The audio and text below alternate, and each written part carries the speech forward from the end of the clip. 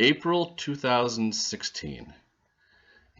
Hi, my name is Charles A. Mazzarella, and I'm the author of The Lion Shares,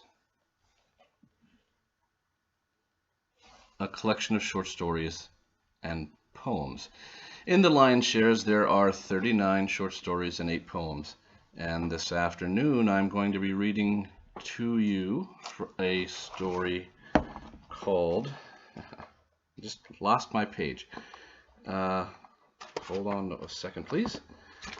I'm sure this is delightful for you to hear right now. Wonderful.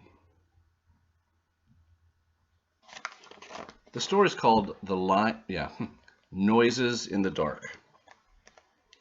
If you have the book, you can follow along on page 148.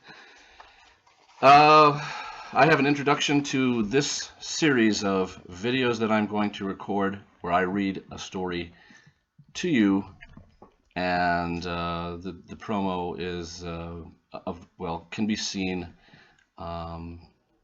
perhaps on the Wix website or on, probably most likely, on the Facebook page for this book, The Lion Shares. This afternoon's story is Noises in the Dark. Even to this day, I am a little frightened of being in the dark, especially alone. The odd thing is that when I am someplace familiar and it becomes dark unexpectedly, I still become scared for a brief lapse of time. This passes as I realize where I am in the familiar space. This was the same when I was a boy. I had many times entered my grandmother's cellar. For years, each time late at night when I would descend our lighted stairs, open the dilapidated creaking door, and start to enter her side of the house, I would freak out, and fear would briefly take over. I proceeded through the familiar space, now absent of light, with great caution. Sure, now I realize that my eyes needed time to adjust, but I did not know that as a boy then. I just knew I was afraid. I groped to my left for support beams that I knew were there, then to my right for the banisterless stairs. I crawled up the 10 stairs and fumbled for the key to quickly open the door, as it usually was locked. Fear still had me for those few seconds, but I was comforted by some light that escaped from the kitchen as my nonnie watched the news. Nonnie, that is the Italian for nonna, for grandmother. Nonnie is granny, so it's Italian because I'm half Italian, half Polish. Nonnie. To continue on with the story, while in the cellar, the time seemed to decrease in rate, and the familiar space now unseen appeared more vast. What exactly was I afraid of? Getting hurt? Someone hurting me? My adult brain just now concludes that there were remote possibilities. But my reaction to the dark is older than me. It exists within us all. It is instinctive and allows us the fight or flight response necessary for the survival of ourselves and our species. This mystery is genetically coded, and right now scientists are trying to unlock it, among more important medical matters. Sometimes the best place to relax is in your backyard. We do have an innate connection to nature, probably because we descend from it. Nature is similar organizationally to our highly advanced techno world we now live in, but it is the lack of noise and stress that draws us back to nature again and again. If you do not have a backyard or any yard to enjoy or relax in, find yourself somewhere that is your refuge from stress, a place where you are calm, a place where fear does not exist. Nature was always a peace-filled place for me. I learned to swim through waves in the ocean, traverse trails in the woods, and camp in mud, heat, and snow.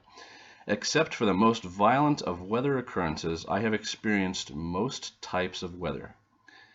That must have been the distinct factor that got me the job with PE Ecotours several years ago. I had no fear of any type of situation nature would throw my way. I was not as familiar with her bugs and flora, but I realized that I didn't mess with them. If I didn't mess with them and kept my eyes open, I would be okay. Part of my job as an eco tour guide would be to traverse the region some group wanted to explore several weeks before the expedition. If the tour was free, it would be a romp in nature. But because some group pays hundreds or thousands of dollars, it is called an expedition. I would become familiar with trails we could take in case someone got lost or at the last moment the purchaser changed their mind to the unwritten plan B. It is smart to know how far you are from a permanent structure and body of water so as to more quickly get help. I would also know where the sources of fresh water are. I provide a map and site photos as part of a packet I put together during those several days before the expedition. Other various expeditions can be researched on our website. I got lost a few times, but was always able to recover quickly. Fear may have made its presence known but slightly, yet I was not usually discouraged by this. In the 7 years I have been with PE Ecotours, I got royally lost one time while mapping out a new expedition. This is the account I now share with you. It started on the plane. PE Ecotours has its headquarters in Paris. Peaceful Earth Ecological Tours has offices on all the continents because there has to be a permanent structure to land at in emergencies and for other logistical reasons. There are offices in many countries. In about 20 now, I think. I have been to all the sites several times. This tour prep took me to Fort Portal, Uganda, near Lake Albert and Mount Stanley. This is a land of lakes and high mountains. The flight is usually treacherous due to crosswinds in the mountainous part of northwestern Uganda, especially when flying into the winds off the Indian Ocean and Lake Victoria.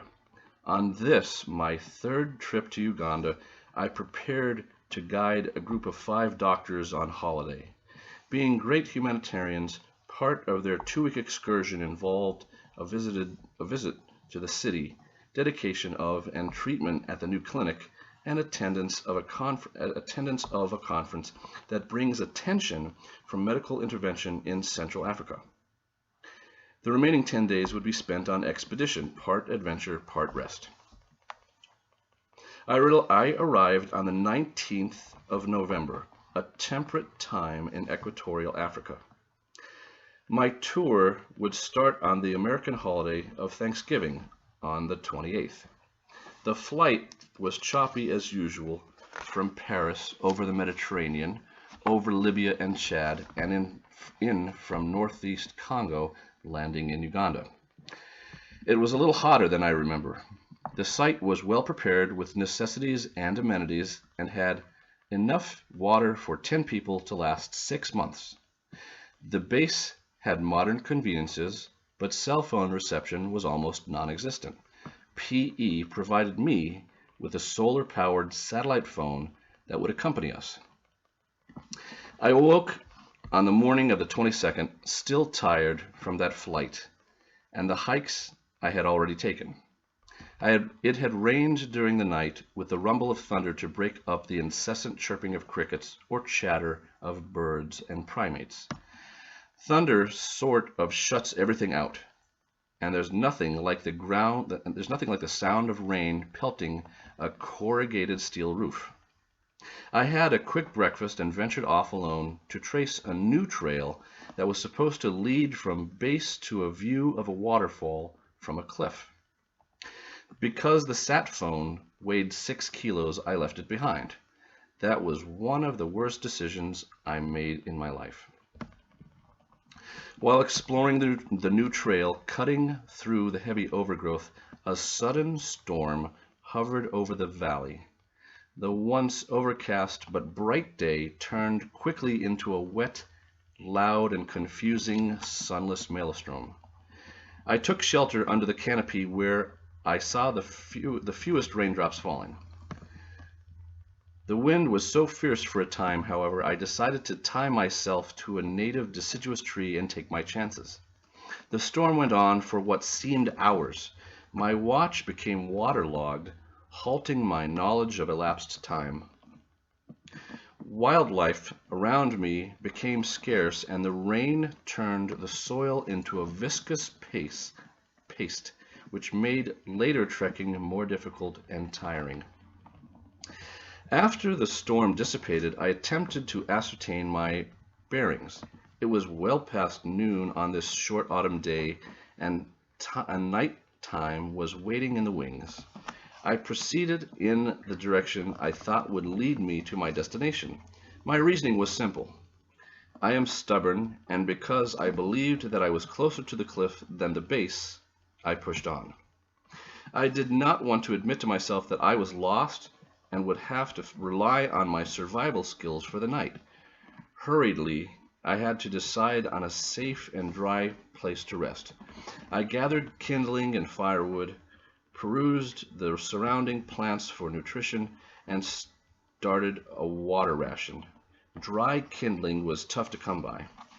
I procured what I could, but then had to use part of my shirt as a torch, knowing I could cut some underarm hair for fuel if I had to build the fire again.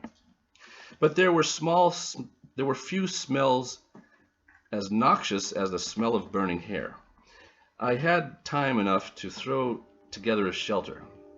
Good thing, because the rain re-entered the scene during the last few moments of visible light. My fire struggled for a few more hours. Sleep? Who could sleep? I stayed awake by chewing gum and smoking cigarettes. After the flame went out, I noticed that I was alone in the dark. You'd think a veteran navigator like me would have been prepared for any situation. Not so. I was supposed to be out there a few hours, 8 at the most, back in time for chicken and rice and a cold beer or two. Football was on the telly, and my snacks awaited my return as I flinched with every noise within earshot. It seemed extraordinarily dark that night, and there was no accurate way to mark elapsed time. My fate seemed endless. Once again, I was thrown back into the fears of my childhood. Fear of noises in the dark. This fear is very real, unlike my fear from crossing Grandma's familiar basement with the possibilities of unknown only in my brain. Some of the deadliest creatures that breathe may be lurking about me right now. This includes men and what my brother calls creepy crawlies. Pondering this for a while, I decided to urinate and defecate because I could not hold it in any longer. I also decided to stay close to the shelter, but downwind from it. Thank God for individually wrapped handy wipes. I decided I would pick up any rubbish in the morning. Smoking calmed my intense fear only slightly. It was something to do to take my mind off my hyper-vigilant vigil. I twitched at every rustling leaf, and my blood pressure spiked with every distant growl. I was glad the rains came once again to deaden the unknown noises that caused me such uneasiness. Fear getting the best of me, I decided to remain in one place after a brief attempt to find the base by searching for stars in the sky. The triumphant return of the rain eliminated any chance of me discerning my direction toward those 2 well-chilled beers. My prior attempt was childish, but I wanted to extricate myself from the horrid surroundings of a normally tranquil place. The stars appeared, and I saw my chance. I still could not see 2 meters in front of me, but I did not give a damn and was determined to find the dryness of my rooms and smoky fire. I tramped in the logical direction, tripping along the way. Upon my 8th time of hand meeting chunky mud, I decided to turn back. Now my nerves propelled me toward the faint flicker I knew was my temporary home. To hell with water rationing. I gulped away and lit another cigarette. I was able to fall asleep, but erupted back into consciousness after hearing a sound and close by roar. I had no chance to dream. At first light, I determinedly pressed on, finding out I was only 3 kilometers from the falls. The heavy overgrowth blocked any sound of their nearness. I had been so disoriented that I did hear what I thought was the falls. It could have been the wind, distant rain, or my fatigued mind, and I would not have known. The journey back to base was a humbling one. I was expecting remarks from the assistant guides and trackers. What I found was no one to admonish me, only my silent footsteps and distant calls of birds greeting the new day. The storm had battered the base, trees were uprooted, and a section of roof was damaged. As was the protocol, the team decided to fly out and return when the weather passed. I never told anyone until now about how frightened I was during my stranded night. Only you, as you read this journal, know these facts. The expedition for the 5 doctors was a success. I returned to Uganda 2 more times that year and then took a vacation of my own. I sought peace from my backyard at home. Among familiar flora and fauna, I was once again alone. But this time, I did not mind and reveled in the fact that my nearest neighbor was several kilometers away. My vast yard became my expedition, and I simply enjoyed a snooze on the hammock or exciting match on the shortwave as I put my childhood fears of noises in the dark to rest once again. So thank you for listening, and I hope that you listen and watch more videos. I am the author of The Lion Shares. Thank you.